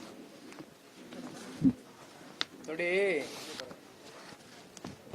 ರಾಜ್ಯ ರಾಜಕಾರಣದಲ್ಲಿ ಈ ಆಣೆ ಪ್ರಮಾಣ ಮಾಡ್ತೀವಿ ಅಂತ ಹೇಳಿ ಹಿಂಸರ್ದಿ ಓಡೋದಂತ ಸಾಕಷ್ಟು ಉದಾಹರಣೆಗಳು ಘಟನೆಗಳು ನಾವೆಲ್ಲ ನೋಡ್ಬಿಟ್ಟಿದೀವಿ. ಇದರಲ್ಲಿ ಭಗವಂತನ ಮುಂದಿಟ್ಕೊಂಡು ನಾವು ಆಣೆ ಪ್ರಮಾಣದ ಬಗ್ಗೆ ಚರ್ಚೆ ಮಾಡೋದಕ್ಕಿಂತ ಆತ್ಮಸಾಕ್ಷಿಗೆ ನಮಗೆ ಅನುಗುಣವಾಗಿ ನಾವು ಕೆಲಸ ಮಾಡಿದೀವ, ಮಾಡ್ತಾ ಇದೀವ ಅಂತಕ್ಕಂಥ ಪ್ರಶ್ನೆ ಅವ್ರಿಗವ್ರು ಕೇಳ್ಕೊಂಡ್ರೆ ಸಾಕಾಗಿದೆ. ಒಂದು. ಎರಡನೇದು, ನಾನು ಈಗ ತಾನೇ ಹೇಳಿದೆ, ಕುಮಾರಣ್ಣ ಅವರು ಹೌದು ಕೇವಲ ಬಿಡದಿ ಒಂದೇ ಅಲ್ಲ 5 ಭಾಗದಲ್ಲಿ ಟೌನ್ಶಿಪ್ ಮಾಡಬೇಕು ಅಂತಕ್ಕಂಥ ನಿರ್ಧಾರ ಮಾಡಿದ್ರು. ಕಾರಣ ಏನಂದ್ರೆ ಬೆಂಗಳೂರು ನಗರ ವಿಸ್ತಾರವಾಗಿ ಬೆಳೀತಾ ಇತ್ತು. ಅದರಿಂದ ಇಲ್ಲೇನಾದ್ರೂ ಜನಕ್ಕೆ ಅನುಕೂಲ ಆಗಬಹುದಾ ಅನ್ನತಕ್ಕಂಥ ದೃಷ್ಟಿಯಲ್ಲಿ ಮಾಡಿದ್ರು ಹೊರತುಪಡಿಸಿ, ಕುಮಾರಣ್ಣ ಅವರು ಮೊದಲನೇ ಬಾರಿ ಮುಖ್ಯಮಂತ್ರಿ ಆಗಿದ್ದಾಗ ಕೃಷ್ಣ ಕಚೇರಿಯಲ್ಲಿ ಒಂದಲ್ಲ ಎರಡಲ್ಲ 3 ಸಭೆ ಮಾಡ್ತಾರೆ. ಯಾರೋ ರೈತರು ಅದ್ರ ಬಗ್ಗೆ ಯಾವುದೋ ಒಂದು ನ್ಯೂಸ್ ಚಾನೆಲ್ಗೆ ಅಲ್ಲಿ ಹೋರಾಟಕ್ಕೆ ಕೂತಂತ ರೈತರು ಅದ್ರ ಬಗ್ಗೆ ಮಾತಾಡ್ತಾ ಇದ್ರು. ನಾವೇನ್ ಕತೆ ಕಟ್ಟೋದು ಬೇಡ, ಇರ್ತಕ್ಕಂಥ ವಾಸ್ತವಾಂಶ ಅದನ್ನ ತಿರ್ಚಕ್ಕೂ ಆಗಲ್ಲ, ಅಳಿಸಕ್ಕೂ ಆಗಲ್ಲ. ಎಲ್ಲ ಇಲ್ಲೇ ಇದ್ದಾರೆ. ಯಾರೋ ಮಾತಾಡ್ತಾ ಇದ್ರು, ಬಹಳ ಹಿರಿಯ ವಯಸ್ಸಿನ ರೈತರು, ನಾನು ನೋಡದೆ ಅದನ್ನ, ಯಾವ್ದೋ ವಾಹಿನಿಗೆ ಮಾತಾಡ್ತಾ ಇದ್ರು. ಅದರಲ್ಲಿ ಬಹಳ ಸ್ಪಷ್ಟವಾಗಿ ಹೇಳ್ತಾರೆ, ಕುಮಾರಣ್ಣ ಅವರು ಯಾವತ್ತು ಕಾಟಾಚಾರದ ರೈತರ ಸಭೆ ಮಾಡಲಿಲ್ಲ. ಒಂದು ಅರ್ಥ ಮಾಡ್ಕೋಬೇಕಾಗಿರೋದು ನಾವು, ನಮಗೆ ನಾಳೆ ಯಾರು ಅಬ್ಜೆಕ್ಷನ್ನೇ ಕೇಳದೆ ಇರತಕ್ಕಂಥ ರೈತರನ್ನ ಇಲ್ಲ ಭೂಮಿ ಕೊಟ್ಬಿಡ್ತೀವಿ ಅಂತ ಮೊದಲೇ ಹೇಳ್ತಕ್ಕಂಥ ಒಂದು ವರ್ಗನ ಕರೆದು ಕೂರಿಸ್ಕೊಂಡು ಕರೆದಿದ್ವು. ನಾವು ಒಂದು ರೈತರ ಜೊತೆ ಕೂತ್ ಸಮಾಲೋಚನೆ ಮಾಡಿದ್ವು ಅಂತಕ್ಕಂಥದ್ದು ಹೊರನೋಟಕ್ಕೆ ತೋರಿಸ್ತಕ್ಕಂಥ ಒಂದು ಪ್ರಯತ್ನವನ್ನ ಮಾಡಿದ್ವಿ ರಾಜ್ಯ ಸರ್ಕಾರ. ಒಂದು ಕಾಟಾಚಾರದ ಮೀಟಿಂಗ್ ಮೊನ್ನೆ ಮಾಡಿದ್ರು, ನಾವು ನೋಡಿದ್ವಿ, ನೀವೇ ಎಲ್ಲ ಬೆಂಗಳೂರು ಮೀಡಿಯಾ ಹೋಗಿ ಕ್ಯಾಪ್ಚರ್ ಮಾಡಿದ್ರಿ. ಆದ್ರೆ ಕುಮಾರಣ್ಣ ಏನ್ ಮಾಡಿದ್ರು, ಯಾರು ಬಂದ್ರು ಸ್ವಾಗತ, ಇವರು ನಮ್ಮ ಪಕ್ಷದ ರೈತರಲ್ಲ, ಇವರು ಅನ್ಯ ಪಕ್ಷದ ರೈತರು, ಅವ್ರು ಯಾವತ್ತೂ ಆಲೋಚನೆ ಮಾಡಲಿಲ್ಲ. 3ನೇ ಸಭೆಯಲ್ಲಿ ಒಂದ್ ಹೆಣ್ಣು ಮಗಳು ಕುಮಾರಣ್ಣಂಗ್ ಒಂದ್ ಮಾತು ಹೇಳ್ತದೆ. ಇವತ್ತು ಕುಮಾರಣ್ಣ ಹೇಳದಂತ ಮಾತನ್ನ ಇಲ್ಲಿ ಒಂದು ರೈತರು ಎಂಡಾರ್ಸ್ ಮಾಡ್ತಾರೆ ಆ ಟಾಪಿಕ್ ನ. ಮತ್ತೆ ಸತ್ಯ ಅನ್ನೋದಕ್ಕೆ, ಇದು ಕುಮಾರಣ್ಣ ಹೇಳಿದ ಸತ್ಯ ಅನ್ನೋದಕ್ಕೆ ಇಲ್ಲಿ ಇರ್ತಕ್ಕಂಥ ರೈತರು ಹೇಳ್ತಾರೆ ಆ ವಿಚಾರನ. 3ನೇ ಮೀಟಿಂಗ್ ಅಲ್ಲಿ ಒಂದು ರೈತ ಹೆಣ್ಮಗಳು, ಒಂದು ರೈತ ಮಹಿಳೆ ಬೇಡ ಈ ಪ್ರಾಜೆಕ್ಟ್ ನ ಡ್ರಾಪ್ ಮಾಡಿ ಅಂತಕ್ಕಂಥದ್ದು ಭಾವನಾತ್ಮಕವಾಗಿ ಆ ಹೆಣ್ಣುಮಗಳು ಅಳಿಲಿನ ತೋಡ್ಕೊಂಡಾಗ ಮಾನ್ಯ ಕುಮಾರಣ್ಣ ಅವ್ರು ಕೈ ಬಿಡ್ತಾರೆ. ಇಲ್ಲಿ ಆ ಪ್ರಾಜೆಕ್ಟ್ ನ ಮಾಡ್ತಕ್ಕಂಥದ್ದಕ್ಕೆ ಇವ್ರೇನ್ 87% ಸಾಲ ತಗೋತಾ ಇದ್ದಾರೆ. ಕುಮಾರಣ್ಣ ಅವ್ರೇನು ₹1 ಗೌರ್ಮೆಂಟ್ ಮೇಲೆ ಹೊರೆ ಆಗ್ತಾ ಇರ್ಲಿಲ್ಲ, ಅವತ್ತು ₹1 ಸಾಲ ತಗೋತಾ ಇರ್ಲಿಲ್ಲ. ಆಯ್ತಪ್ಪ, ಇಷ್ಟೆಲ್ಲ ಆದ್ಮೇಲೆ 18ರಲ್ಲಿ ಮತ್ತೆ ಮುಖ್ಯಮಂತ್ರಿ ಆದ್ರಲ್ಲ ಕುಮಾರಣ್ಣ ಅವರು. ಬೇಕು ಅಂದಿದ್ರೆ ಯಾಕೆ ಮುಂದುವರಿಸಬಾರ್ದಾಗಿತ್ತ? ಮುಂದುವರಿಸಿರೋರಲ್ವಾ ಬೇಕು ಅಂದಿದ್ರೆ. ಜನ ಬೇಡ ಅಂದ್ಮೇಲೆ, ರೈತರು ಬೇಡ ಅಂದ್ಮೇಲೆ, ರೈತರ ಬದುಕಿನ ಮೇಲೆ ಮರಣ ಶಾಸನವನ್ನ ಬರೀತಕ್ಕಂತ ನೀಚ ವ್ಯಕ್ತಿತ್ವ ಕುಮಾರಣ್ಣಂದಲ್ಲ. ಅರ್ಥ ಮಾಡ್ಕೊಬಿಡಿ. ಈ ಪಕ್ಷ ಹುಟ್ಟಿರೋದು ರೈತರಿಗೋಸ್ಕರ, ಈ ಪಕ್ಷ ಉಸಿರಾಡ್ತಾ ಇರ್ತಕ್ಕಂಥದ್ದು ರೈತರಿಗೆ, ಈ ಪಕ್ಷ ಕೊನೆ ಉಸಿರಿರೋವರೆಗೂ ರೈತರಿಗೋಸ್ಕರ ಪ್ರಾಮಾಣಿಕವಾಗಿ ಕೆಲಸ ಮಾಡ್ತೀವಿ. ಅದರಲ್ಲಿ ಯಾವುದೇ ಅನುಮಾನ ಬೇಡ. ಆಯ್ತಪ್ಪ, ಅದೇನೋ ರೆಡ್ ಝೋನ್ ಮಾಡ್ಬಿಟ್ರು ಕುಮಾರಣ್ಣ ಅವರು ಅಂತಾರಲ್ಲ. ಈಗ ಅಲ್ಲಿ ದೇವನಹಳ್ಳಿ ಭಾಗದಲ್ಲಿ ಚನ್ನರಾಯಪಟ್ಟಣ ಹೋಬಳಿ ಎಷ್ಟು ವರ್ಷ ನಡೀತು ಅಕ್ವಿಸಿಷನ್ ನ ಕೈ ಬಿಡೋದಕ್ಕೆ ಹಿಂದಿತ್ತಂತ ಮುಖ್ಯಮಂತ್ರಿಗಳು ಸ್ಪೆಷಲ್ ಅಗ್ರಿಕಲ್ಚರ್ ಝೋನ್ ಡಿಕ್ಲೇರ್ ಮಾಡಿದ್ರಲ್ಲ. ಈಗ ಸರ್ಕಾರನೇ ಮಾಡದಂತ ರೆಡ್ ಝೋನ್ ನ ಸರ್ಕಾರನೇ ವಾಪಸ್ ತಗೊಳ್ಳಿ, ಬೇಡ ಅಂತ ಹೇಳಿದವ್ರು ಯಾರು? ರೈತರಿಗೆ ಆಗಿರ್ತಕ್ಕಂಥ ನೋವಾದ್ರು ಏನದ್ರಿಂದ? ಸುಮ್ನೆ ನೋಡೋಣ, ದಾರಿ ತಪ್ಸದ್ ಬೇಡ, ಕುಮಾರಣ್ಣನ್ ಕನ್ಸಿನ ಕೂಸು ಅಂತ ನಮ್ ತಲೆ ಮೇಲೆ ಇವ್ರ ಪಾಪದ ಹೊರೆಯನ್ನ ನಮ್ ತಲೆ ಮೇಲೆ, ನಮ್ ಭಾರ ನಮ್ ತಲೆ ಮೇಲೆ ಹಾಕದ್ ಬೇಡ. ಇವರು ನಾವು ತಗೊಳಕ್ ರೆಡಿ ಇಲ್ಲ. ಅವತ್ ಕುಮಾರಣ್ಣ ಅವ್ರು ಈ ಪ್ರಾಜೆಕ್ಟ್ ಸ್ಟಾರ್ಟ್ ಮಾಡ್ಬೇಕು ಅಂತಕ್ಕಂಥದ್ದು ಹೇಳಿದಾಗ ವಿರೋಧಿಸಿದವ್ರು ಯಾರಪ್ಪ? ಮತ್ತೆ ಇದೇ ಕಾಂಗ್ರೆಸ್ನವ್ರು ವಿರೋಧಿಸ್ತಾರಲ್ವಾ? ಏನ್ ನಿಮಗೆ ಎದುರೋಗಿ ಈ ಪ್ರಾಜೆಕ್ಟ್ ಬಿಟ್ರಾ? ಅಥವಾ ಇರ್ತಕ್ಕಂಥ ವಾಸ್ತವಾಂಶ ಅರ್ಥ ಮಾಡ್ಕೊಂಡು ರೈತ ಹೆಣ್ಮಕ್ಳು, ರೈತ ಮುಖಂಡರು, ಹಿರಿಯಕರು ಬಂದು ಹೇಳದಂತ ಸಂದರ್ಭದಲ್ಲಿ ತಲೆಬಾಗಿ ಈ ಪ್ರಾಜೆಕ್ಟ್ ನ ವಾಪಸ್ ಹಿಂಪಡ್ಕೊಂಡಿದ್ ಬಿಟ್ರೆ ಅರ್ಥ ಮಾಡ್ಕೊಳ್ಳಿ. ಇದರಲ್ಲಿ ಇಟ್ಕೊಂಡು ನಾವೇನ್ ರಾಜಕಾರಣ ಮಾಡಬೇಕಾಗಿಲ್ಲ. ರಾಜಕಾರಣ ಮಾಡೋದಕ್ಕೆ 100 ಸುದ್ದಿಗಳು ನೀವು ಕೊಟ್ಟಿದ್ದೀರಿ ನಮಗೆ, ಹಲವಾರು ವಿಚಾರಗಳಿದೆ, ರಾಜಕಾರಣ ಮಾಡ್ತೀವಿ. ಇದನ್ನ ಇಟ್ಕೊಂಡು ಮಾಡಬೇಕಾಗಿಲ್ಲ. ಉಳಿಸಿ ರೈತರನ್ನ, ಪುಣ್ಯ ಬರ್ತದೆ. ಯಾಕೆ ಬಿದಿಪಾಲ್ ಮಾಡ್ತೀರಿ? ಎಲ್ಲೋಯ್ತಾರೆ ಮಕ್ಕಳು ಮರಿ? ಎಲ್ಲೋಯ್ತಾರೆ ವಯಸ್ಸಾದವರು? ಎಲ್ಲೋಯ್ತಾರೆ ಗುತ್ತಿಗೆಗೆ ಜಮೀನ್ ತಗೊಂಡು ಹಸ ಸಾಕೊಂಡಿರೋರು? ಈಗ ಸಿಎಂ ಇನ್ನೊಂದು ಮಾತು ಹೇಳಿದರೆ, ಪ್ರಧಾನಮಂತ್ರಿಗಳು ಕೂಡ ಈ ಯೋಜನೆಗೆ ಸಮ್ಮತಿ ಸೂಚಿಸಿದ್ದಾರೆ. ಹಾಗಾಗಿ ಯೋಜನೆ ನಿಲ್ಸಲ್ಲ, ಮಾಡೇ ಮಾಡ್ತೀವಿ ಅಂತ ಹೇಳ್ತಾರೆ. ಅಲ್ಲ, ನನಗೆ ಒಂದು ಮಾನ್ಯ ಮುಖ್ಯಮಂತ್ರಿಗಳ ರಾಜಕೀಯ ಹಿನ್ನೆಲೆಯನ್ನ ನಾವೆಲ್ಲ ನೋಡಿದಾಗ ಪರವಾಗಿಲ್ಲ, ಮುಖ್ಯಮಂತ್ರಿಗಳು ಅಭಿವೃದ್ಧಿ ವಿಚಾರವಾಗಿ ಮಾತಾಡೋದಕ್ಕೆ ಅವ್ರ ಟೈಮ್ ಸಿಗ್ತಾ ಪ್ರಧಾನಮಂತ್ರಿಗಳ ಜೊತೆ ಕೂತ್ಕೊಂಡು ಅಂತಕ್ಕಂಥದ್ದು ನನಗೆ ಒಂದು ರೀತಿ ಬಹಳ ಆಶ್ಚರ್ಯ ಆಗ್ಬಿಡ್ತು. ಮಾನ್ಯ ಪ್ರಧಾನಮಂತ್ರಿಗಳಿಗೆ ಇದೇನಾದ್ರೂ ವಿಚಾರ ಅವರು ಚರ್ಚೆ ಮಾಡಿದ್ದೇ ಆಗಿದ್ರೆ, ಯಾಕಂದ್ರೆ 4 ಗೋಡೆ ಮಧ್ಯೆ ನಡೆದಿರ್ತಕ್ಕಂಥ ವಿಚಾರ ನಮಗೂ ಗೊತ್ತಿಲ್ಲ, ನಿಮಗೂ ಗೊತ್ತಿಲ್ಲ, ಅವ್ರು ಹೇಳಿದ್ ನಾವು ಕೇಳಬೇಕು. ಅಪ್ಪಿತಪ್ಪಿ ಇದೇನಾದ್ರೂ ಪ್ರಧಾನಮಂತ್ರಿಗಳು ಈ ವಿಚಾರಕ್ಕೆ ಸಹಮತ ವ್ಯಕ್ತಪಡಿಸಿದ್ರೆ ಬಹುಶಃ ಪ್ರಧಾನಿಗಳಿಗೂ ಕೂಡ ನಾವು ಒಂದು ಪತ್ರ ಬರೀತೀವಿ. ಯಾಕಂದ್ರೆ ಇಲ್ಲಿರ್ತಕ್ಕಂಥ ವಾಸ್ತವದ ಚಿತ್ರಣ ಮಾನ್ಯ ಪ್ರಧಾನಮಂತ್ರಿಗಳಿಗೂ ಪತ್ರದ ಮೂಲಕ ಬರೆದು ಹೇಳ್ತೀವಿ. ನನ್ನ ಅಭಿಪ್ರಾಯದಲ್ಲಿ ನೋಡೋಣ, ಒಳಗಡೆ ಕ್ಲೋಸ್ ಡೋರ್ ಅಲ್ಲಿ ಕೂತ್ಕೊಂಡು ಚರ್ಚೆ ಆಗಿರ್ತಕ್ಕಂಥ ವಿಚಾರ, ಇವರು ಬಂದು ಹೊರಗಡೆ ಅಷ್ಟೆಲ್ಲ ಡೆವಲಪ್ಮೆಂಟ್ ಬಗ್ಗೆ ಆಲೋಚನೆ ಮಾಡಿ, ಅಷ್ಟೆಲ್ಲ ಬಿಡದಿ ಪ್ರಾಜೆಕ್ಟ್ ಬಗ್ಗೆ ಮಾತಾಡೋದಕ್ಕೆ ಸಮಯ ಇತ್ತ ಅಂತಕ್ಕಂಥದ್ದು ಆಲೋಚನೆ ಮಾಡಿದಾಗ ಒಮ್ಮೆ ನಾವು ನೀವು ಸ್ವಲ್ಪ ಇದ್ರ ಬಗ್ಗೆ ಕೂತು ಯೋಚನೆ ಮಾಡಬೇಕಾಗಿರ್ತಕ್ಕಂಥ ವಿಚಾರ. ಸರ್, ಈ ಸಂಬಂಧವಾಗಿ ಏನಾದ್ರು ಬೃಹತ್ ಹೋರಾಟಕ್ಕೆ ಏನಾದ್ರು ಪ್ಲಾನ್ ಮಾಡಿದಿರ? ಈಗ ರೈತರ ಜೊತೆನಲ್ಲಿ ಆನ್ ಗ್ರೌಂಡ್ ನಾವು ಇವತ್ತಿಂದ ಅಲ್ಲ, ಈ ಸಮಸ್ಯೆ ಶುರುವಾಗಿ ರೈತರು ಸಂಕಷ್ಟಕ್ಕೆ ಒಳಗಾದ ದಿನದಿಂದಾನೂ ಕೂಡ ಪ್ರಾರಂಭ ಮಾಡಿದೀವಿ ಹೋರಾಟ. ಅವ್ರ ಜೊತೆನಲ್ಲಿದ್ದೀವಿ ನಿರಂತರವಾಗಿ. ಅಂತಿಮವಾಗಿ ಇದು ಕಾನೂನಿನ ಹೋರಾಟವೇ ಆಗಬೇಕು. ಇಲ್ಲಿ ಜಯ ಸಿಕ್ಕಬೇಕು ರೈತರಿಗೆ ಅಂದ್ರೆ ನ್ಯಾಯಾಂಗದ ಮೂಲಕನೇ ಇವತ್ತು ಜಯ ಸಿಕ್ಕಬೇಕಾಗಿದೆ. ಜೊತೆಯಲ್ಲಿ ಮತ್ತಷ್ಟು ರೈತರು ಏನಿವತ್ತು 70% 80% ಜನ ರೈತರು ಒಪ್ಕೊಬಿಟ್ಟಿದ್ದಾರೆ ಅಂತಕ್ಕಂಥದ್ನ ಇಲ್ಲಿರ್ತಕ್ಕಂಥ ಜಿಲ್ಲಾಡಳಿತ, ಜಿಲ್ಲಾಧಿಕಾರಿಗಳು ಪಾಪ ಮಾತಾಡ್ತಾರಲ್ಲ ಹಿಂದೆಗಡೆ, ಅವ್ರಿಗೆ ಇವತ್ತು ತಿಳಿಬೇಕು ಅಂತಕ್ಕಂಥದ್ದಾದ್ರೆ ಮಂಜಣ್ಣ ಅವರು ನಾವು ಎಲ್ಲ ಕೂತು ಮಾತಾಡಿದ್ದೇವೆ. ಸನ್ಮಾನ್ಯ ಕುಮಾರಣ್ಣ ಅವರ ಸಾಮತ ಇದೆ, ದೇವೇಗೌಡರ ಸಾಹೇಬ್ರ ಮಾರ್ಗದರ್ಶನ ಇದೆ. 21ನೇ ತಾರೀಕು ಅಂದ್ರೆ ಮುಂದಿನ ಭಾನುವಾರ, ಈ ಭಾನುವಾರ ಅಲ್ಲ ಮುಂದಿನ ಭಾನುವಾರ ಒಂದು ಪಾದಯಾತ್ರೆಯನ್ನ 26 ಗ್ರಾಮದ ವ್ಯಾಪ್ತಿಯಲ್ಲೂ ಕೂಡ ಮಾಡಬೇಕು ಅಂತಕ್ಕಂಥ ಒಂದು ಸ್ಪಷ್ಟ ನಿರ್ಧಾರವನ್ನ ಮಾಡಿದ್ದೇವೆ. ಈ ಪಾದಯಾತ್ರೆ ಕೇವಲ ಇಲ್ಲಿಗೆ ಸೀಮಿತ ಆಗ್ತಕ್ಕಂಥದ್ದಲ್ಲ, ಮುಂದೆ ವಿಧಾನಸೌಧವನ್ನ ಮುತ್ತಿಗೆ ಹಾಕುವವರೆಗೂ ಕೂಡ ಒಟ್ಟಾರೆಯಾಗಿ ಇಲ್ಲಿರ್ತಕ್ಕಂಥ ನಮ್ಮ ರೈತರು, ಭೂಮಾಲೀಕರು ಏನಿದ್ದಾರೆ ಅವರ ಜಮೀನನ್ನ ಅವ್ರಿಗೆ ಮತ್ತೆ ಉಳಿಸ್ಕೊಡ್ತಕ್ಕಂಥದ್ದಕ್ಕೆ ಎಲ್ಲಾ ರೀತಿಯಾದಂತ ಹೋರಾಟ ಕಟ್ತೇವೆ. ಅದು ಸನ್ಮಾನ್ಯ ಮಂಜಣ್ಣ ಅವರು ತೀರ್ಮಾನ ಮಾಡ್ತಾರೆ. ರೂಟ್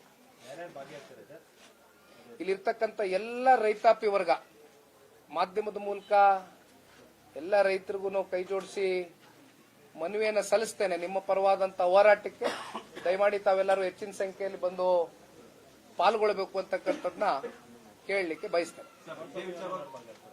ಇದೇ ವಿಚಾರವಾಗಿ ಸರ್ ಮತ್ತೊಂದು ಬಾಲಕೃಷ್ಣ ಅವರು ಸವಾಲ್ ಹಾಕಿರ್ತಾರೆ. ಈ ಯೋಜನೆ ಕೈ ಬಿಡ್ತೀನಿ ಅಂತ ಕುಮಾರಸ್ವಾಮಿ ಅವರು ಎಲ್ಲಾದ್ರೂ ಹೇಳಿದ್ರೆ ಒಂದು ಹಾಗೆ ಮಾಡಲಿ ಅನ್ನೋದು ಕೂಡ ಮಾಡಿರ್ತಾರೆ. ವಿಡಿಯೋ ಒಂದು ಕೂಡ ಬಿಡುಗಡೆ ಮಾಡಿರ್ತಾರೆ. ಅಲ್ಲ ರೀ, 2ನೇ ಸಲ ಮುಖ್ಯಮಂತ್ರಿ ಆದ್ಮೇಲೆ ಯೋಜನೆ ಕೈಗೆ ಎತ್ಕೊಳ್ಳಿಲ್ಲ, ಅಲ್ಲಿ ಬಿಟ್ರು ಅಂತ ಹೇಳಿದ್ಮೇಲೆ ಮತ್ ಅದ್ರ ಬಗ್ಗೆ ಏನ್ ಬಂದು ಉತ್ತರ ಕೊಡೋದಿದೆ ರೀ? ಏನ್ರಿ ಮಾತಾಡ್ತಾರೆ? ಮತ್ ಮುಖ್ಯಮಂತ್ರಿ ಸ್ಥಾನದಲ್ಲಿ ಕೂತಿದ್ರಲ್ರಿ, 18ರಲ್ಲಿ ಕೂರ್ಸಿದ್ರಲ್ಲಿ ರೀ ನಮ್ ಜಿಲ್ಲೆ ಜನ, ರಾಜ್ಯದ ಜನ. ಮನ್ಸಿದ್ರೆ ಅವತ್ತೇ ಎತ್ಕತ್ತಾ ಇದ್ರಲ್ರಿ ವಾಪಸ್ಸು. ತಗೊಳಕ್ ಕೇಳಿ ಸರ್ಕಾರಕ್ಕೀಗ. ಆಯ್ತಪ್ಪ, ಇವರೆಲ್ಲ ರೈತ ಪರವಾದಂತ ಚಿಂತನೆ ಮಾಡ್ತಕ್ಕಂಥವ್ರಲ್ವಾ, ತಗೊಳಕ್ ಕೇಳ್ರಿ ಸರ್ಕಾರಕ್ಕೆ. ತೊಂದರೆ ಏನಾಗಿದೆ ಹೇಳ್ಬಿಡಿ. ಒಲೆ ರೈತರು ನೆಮ್ಮದಿಯಾಗಿ ಬಾಳ್ತಾ ಇಲ್ವಾ? ಏನ್ ತೊಂದರೆ ಏನಾಗದೆ? ಅಲ್ಲಪ್ಪ, ಸ್ಪೆಷಲ್ ಅಗ್ರಿಕಲ್ಚರ್ ಝೋನ್ ಆಗಿ ಮತ್ತೆ ಹಿಂದಿದ್ದಂತ ಮುಖ್ಯಮಂತ್ರಿ ಅಲ್ಲಿ ಚಂದ್ರಪಟ್ಟಣ ಹೋಬಳಿ ಯಾಕೆ ಡಿಕ್ಲೇರ್ ಮಾಡಿದ್ರಿ? ಅದರಿಂದ ಅರ್ಥ ಏನು? ರೈತರು ಕೃಷಿ ಮಾಡಬೇಕು ಅಂತ ತಾನೇ ನೀವು ಡಿಕ್ಲೇರ್ ಮಾಡಿದ್ದು? ಬೇಡಪ್ಪ, ಆಯ್ತು, ನಿಮ್ಗೆ ಅಷ್ಟೆಲ್ಲ ಕಾಳಜಿ ಇದ್ರೆ ಸರ್ಕಾರನೇ ತಾನೇ ಮಾಡಿರೋದು, ವಾಪಸ್ ಹಿಂಪಡ್ಕೊಳ್ಳಿ ನೀವು ರೆಡ್ ಝೋನ್ ನ. ಬೇಡ ಅಂತ ಹೇಳಿದವ್ರು ಯಾರು? ಹಿಡ್ಕೊಂಡ್ರವ್ರು ಯಾರು? ಈ ವಿಚಾರವಾಗಿ ಜೆಡಿಎಸ್ ಪಕ್ಷದ ನೀವು ಬಹಳ ಸ್ಪಷ್ಟವಾಗಿದೆ. ನಿಮ್ಮ ಮಿತ್ರ ಪಕ್ಷ ಬಿಜೆಪಿ ಫುಲ್ ಸೈಲೆಂಟ್ ಆಗಿದ್ದಾರೆ ಸರ್. ವಿರೋಧ ಪಕ್ಷದ ನಾಯಕರು ಒಂದು ದಿನ ಬಂದು ಹೋಗಿ ಬಿಟ್ರೆ ಯಾವುದೋ ಒಂದು ಗಟ್ಟಿ ನಿರ್ಧಾರ ಇಲ್ಲ ಬಿಜೆಪಿಯಿಂದ. ನೋಡೋಣ, ಒಂದಷ್ಟು ಹೋರಾಟಗಳು ನಮ್ ಜವಾಬ್ದಾರಿಗಳನ್ನ ಅರ್ಥಕೊಂಡು ಪ್ರತ್ಯೇಕವಾಗಿ ಜನರ ಪರವಾಗಿ ಆಯಾ ಸಂದರ್ಭಕ್ಕೆ ಇಳಿಬೇಕಾಗ್ತದೆ. ಆಮೇಲೆ ಇದು ನಮ್ಮನ್ನ ಬೆಳೆಸಿರ್ತಕ್ಕಂಥ ಜಿಲ್ಲೆ ಜನ, ಸ್ವಾಭಾವಿಕವಾಗಿ ನಮ್ಗೆ ಒಂದು ಭಾವನಾತ್ಮಕವಾದ ಒಂದು ಸಂಬಂಧ ಇದೆ. ಇಲ್ಲಿ ರಾಜಕೀಯ ಬಿಟ್ಬಿಡಿ, ರಾಜಕೀಯ ಬೆರೆಸಕ್ ಬೇಡ. ನಾನು ಅವಾಗ್ಲೇ ಹೇಳಿದ್ದೀನಿ, ಇಲ್ಲಿ ಹಲವಾರು ಸಂಘಟನೆಗಳು ಬಂದಿದ್ದಾರೆ, ಹಲವಾರು ರಾಜಕೀಯ ಪಕ್ಷಗಳು ಬಂದಿದ್ದಾರೆ. ಅವ್ರೆಲ್ಲರಿಗಿಂತ ಹೆಚ್ಚಿನ ಜವಾಬ್ದಾರಿ ಹೊಣೆಗಾರಿಕೆ ಜನತಾದಳ ಪಕ್ಷದ ಮೇಲಿದೆ. ಕಾರಣ ಮಂಜಣ್ಣನ ಶಾಸಕರು ಮಾಡಿದ್ದಾರೆ, ಮಾನ್ಯ ಕುಮಾರಣ್ಣ ಅವ್ರನ್ನ ಮುಖ್ಯಮಂತ್ರಿಗಳು ಮಾಡಿದ ಇರ್ತಕ್ಕಂಥ ಕೀರ್ತಿ ಹೊಂದಿರತಕ್ಕಂಥ ಜಿಲ್ಲೆ, ದೇವೇಗೌಡರನ್ನ ಮುಖ್ಯಮಂತ್ರಿಗಳಾಗಿ ಮಾಡಿರ್ತಕ್ಕಂಥ ಕೀರ್ತಿ ಹೊಂದಿರತಕ್ಕಂಥ ಜಿಲ್ಲೆ. ಇದೇ ಜನ ನಮಗೆ ರಾಜಕೀಯವಾಗಿ ಶಕ್ತಿ ತಂದುಕೊಟ್ಟಿರ್ತಕ್ಕಂಥ ಜನ. ಹಾಗಾಗಿ ನಮ್ಮ ಜವಾಬ್ದಾರಿ ಜಾಸ್ತಿ ಇದೆ, ಅರ್ತಿದ್ದೇವೆ, ಇಳಿದಿದ್ದೇವೆ. ಮುಂದೆ ಕಾಲ ಬಂದಾಗ ಅವರು ಕೂಡ ನಮ್ಮ ಜೊತೆ ಕೈ ಜೋಡಿಸ್ತಾರೆ. Okay, thank you. ಒಂದು ಪ್ರಕಟಣೆ ಇರಮ್ಮ ಹೇಳ್ತೀನಿ, ನಿಂದೇನಮ್ಮ. ನಾಳೆ ಅಬ್ಬನಕುಪ್ಪೆ ಸರ್ಕಲ್ ಇಂದ ಹಿಡಿದು ಬೈರಮಂಗಲ ಸರ್ಕಲ್ ತನಕ ಮಹಿಳೆಯರು ಜಾಥಾ ಬರ್ತಾ ಇದ್ದಾರೆ. ಮಹಿಳಾ ಸಮಾವೇಶ ಆಗ್ತಾ ಇದೆ. ದಯಮಾಡಿ ಮಾಧ್ಯಮ ಸ್ನೇಹಿತರು ನಾಳೆ ಆಗಮಿಸಿ ಆ ಒಂದು ಜಾಥಾ ಅಥವಾ ಒಂದು ಪ್ರತಿಭಟನೆಗೆ ತಾವೆಲ್ಲ ಭಾಗಿಯಾಗಬೇಕು, ವರದಿ ಮಾಡಬೇಕಾಗಿ ರೈತ ಮಹಿಳಾ ಪರವಾಗಿ ಮನವಿ ಮಾಡ್ತಾರೆ. ಅಲ್ಲ, ಮಂಜಣ್ಣ ಅದು ರೆಡಿ ಮಾಡ್ತಾರೆ.